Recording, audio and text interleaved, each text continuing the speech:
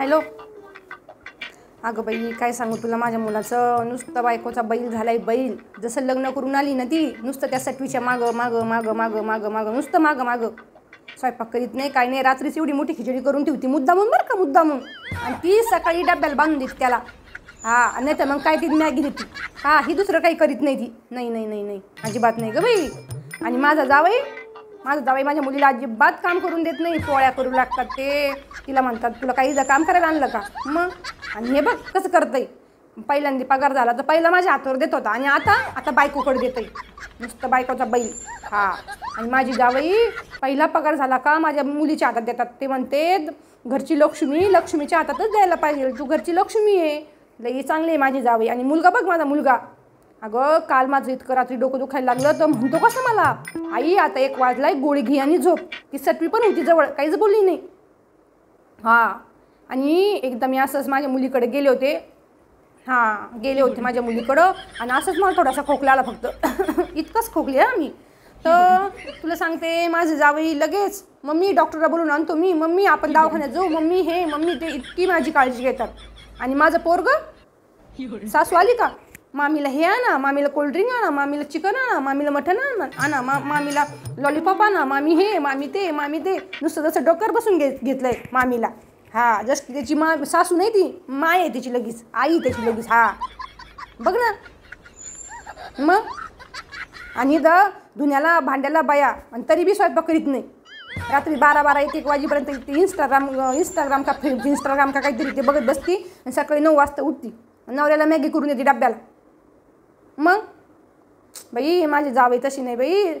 जर उठली नाही लवकर माझी मुलगी ना अजिबात तिला ओरडत नाही काही नाही. तिला म्हणतात काही काळजी करू नको, मी बाहेर जेवण करत जाईन. तू मॅगी करायचा पण त्रास नको घेत जाऊ. हां कशाला मॅगी करायचा त्रास घेते म्हणे असं बोलतात ते. मग सोन्यासारखा जावई भेटला बाई मला. हां मग आणि माझं पोरगं सासरवाडीचा बैल झालाय, नुसता बैल. हां तसलंच ते नुसतं बायकोच्या मागं नुसतं हिंडायला आवडतं. बाहेर हॉटेलमध्ये जायचं फिरायचं इकडं तिकडं. ते शिवले ब्लाऊज घालते एवढे मोठेले. हां आपल्या तर बघवतसुद्धा नाही बाई. डोक्यावर पदर नाही, सासऱ्यासमोर डोक्यावर पदर घ्यायचा नाही. ती मोकळी केस सोडायची आणि ते चालायचं. तिची ती तारा लाजसुद्धा वाटत नाही तिला. तो कसलं काय म्हणतोय ग मग. तो झालाय बायकोचा बैल. तुला तेच सांगते ना मी. ते कशाला काय म्हणताय. तेच देते आणून दिलं कपडे तसे. मग बाई मला तर एकदम सोन्यासारखा जावई भेटला बाई. ते म्हणते माझ्या लेकीला माहेरावरून अजिबात काही नको जात जो तू. मम्मीला त्रास नको देत जो. मी तुला सगळं घेतो नाही इथं.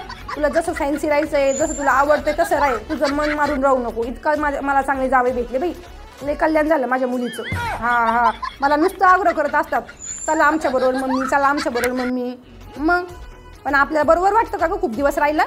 हां आणि माझं पोरगं काय मी ते सासूला घेऊन काय तर म्हणे बायकोचे पाय दुखतात, बायकोचं हे दुखतंय, बायकोचं डोकं दुखायला लागलं आला सासूला घेऊन. मग मला माझे जावे किती म्हणतात तरी मी जात नाही.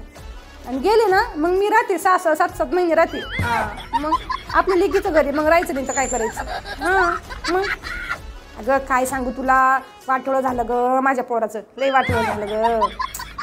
हां खाते रोज मॅगी खाते, शिळा भात खाते, नेते डब्याला तेच खाते. काही बोलत नाही काही नाही. आपण काही बोलायला गेलो तर अंगावरच धावती. असं वाटतं आता काय मांजरीसारखी तुडती का काय माहिती. हां मग वळणच नाही तिला अजिबात. लय फसलं ग लय फसलं. सासरवाडीचा बैल झालाय नुसता बैल.